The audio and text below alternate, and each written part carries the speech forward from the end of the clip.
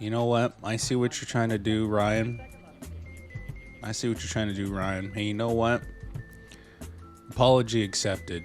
And by the way, the traditional spoiler warning for season 2, episode 6 of House of the Dragon. And if you are a new viewer, I will let you know that I was not too happy with last week's episode. I thought the writing was pretty bad, but I can say with this episode, it's gotten a little bit better. And that's the whole thing about House of the Dragon I've noticed. It's been a very roller coaster of a show. One episode is fantastic, the next one sucks, the next one is fantastic again, next one sucks. It's just been a roller coaster, and I would love consistency, just like, you know, their father, Game of Thrones. But so far this season has been a little bit up and down, but I can safely say this episode was pretty nice. We see Aemond, the current ruler of the realm, and he's actually doing a very good job. I mean, he is straight to the point. He's kind of an asshole, but what did you expect from Aemond? I know some people hate him, but for me, I fucking love this guy. It's kind of like, he's a little bit like Daemon, a younger version of Daemon. But this small council meeting, I kind of gripe about the previous ones where it's always about, man, I'm not being listened to, man, nobody wants to talk to me. Whereas this one, it talked about political strategies while also helping the audience see these characters and what their personalities are. And this small council meeting really shined on Aemond and what kind of ruler he really is. And then we cut to the black small council meeting, and it cuts to Corlys finally brandishing his Hand of the King pendant. And honestly, man, it looks pretty good on my boy. It looks really nice on him, and I'm very excited for this guy to start Hand of the Kinging. Is that the term? I'm very excited for Corlys to be Rhaenyra's right hand, because quite frankly, I feel like Rhaenyra has been a bit off, a little bit spineless, and someone needs to act, and I feel like Corlys might be that person to push her, and I'm very excited for that. I'm very excited to see this dynamic with Rhaenyra and Corlys. And we continue off from last episode where Rhaenyra is trying to find riders for her dragons, and the first one that she thought of was Sir Stefan Darkland, which I think his grandma was a Targaryen, so quite frankly, it is a smart move to, well, firstly, try to get people to ride the dragons so they can get advantage in the war. But there is obviously the chance of the dragon disobeying, and unfortunately it does. And on this part, I love that Rhaenyra is like trying her best to finally move into the war, trying to like get an advantage. And then we cut to Daemon, who is still having his weird dreams, still being haunted, and we see Paddy Constantine come back as King Viserys, and honestly, I kind of miss him. He's a very good actor. I love him.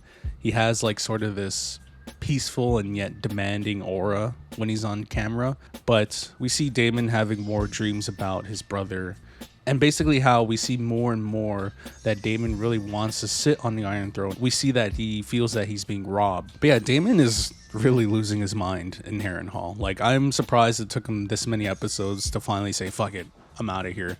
And I get it. They had a big fight, him and Rhaenyra, but if I was having fucking nightmares like this and I was staying at the nun's house, then absolutely I'd be out of there in no time. And also, just a small thing, we finally get confirmation that Alice is actually not a ghost, because there's been some speculation that Alice Rivers is a ghost, because in one of these scenes, Lord Strong says that, oh, we sent Alice Rivers to Riverrun to help the Lord Paramount get better, and that confirms it, that she's not a ghost. I always thought that she was a ghost, just because like the only person really interacting with Alice is Daemon.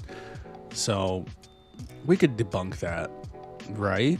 And to put it all together, the scenes with the people of King's Landing revolting against their rulers is very, very good. I really like it. I really like the whole send a bunch of ships to King's Landing to help feed the people, because Mysaria really knows that they're going to be starving, especially in a time of war, and especially since the Riverrun pathway is blocked, so they're not getting as much food. I really like this whole scene just because it really gets into the politics of war. Like, if you don't feed the people that are helping you run your kingdom, then eventually they'll turn on you. And of course, I won't spoil what happens later on, but for the people who read the books, they know what's going to happen. And I really like this setup because it's going to be a huge payoff when the season finale comes in. But I really like this scene where Queen Alicent's like, sheathe your swords, because she knows that once violence breaks out, especially in an angry crowd, shit will hit the fan. And as soon as violence ensues, shit really does hit the fan and everything just goes crazy. So yeah, of course, Sea Smoke denies Sir Darklyn as his rider and runs away, or finds Adam of Hall, a bastard from House Driftmark, and chooses him to be his next rider, which honestly, I'm very excited for it. This is such a cool scene. The whole Sea Smoke chasing after him and just Adam scared shitless. Because you got to imagine, right? In this world, dragons are gods. And as soon as you see that shit coming at you and it's chasing you, it's fucking terrifying. And if I were in his situation, I would have thought I was dead.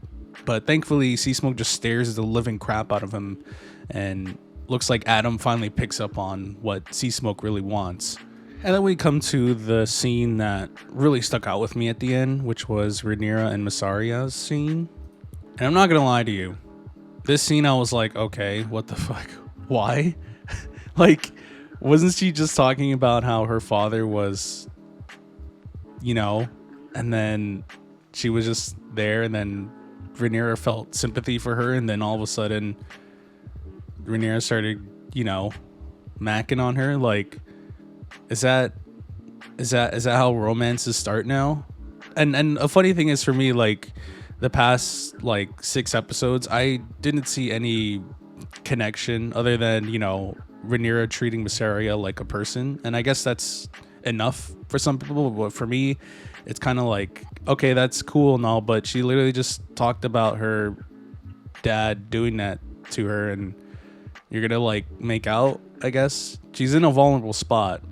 I don't I was so confused. Like, I'm reading this, but I'm just like, okay, I guess we're doing that now. You know what?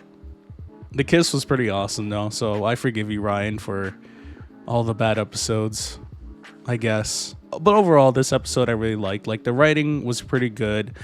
I didn't want to fall asleep like I did last episode. I didn't like roll my eyes in some scenes. A lot of the scenes were making sense, and they're setting up for things that are coming, and yet made it exciting to watch again. So very good episode. I'm excited for the next one, and surprisingly, I just found out today that there's only 2 more episodes. I thought it was 10 episodes, but it's only 8, so it's gonna be very interesting in the few episodes we have left. But anyways, I hope you guys enjoyed. If you did, please subscribe to the channel. We are so freaking close to 500.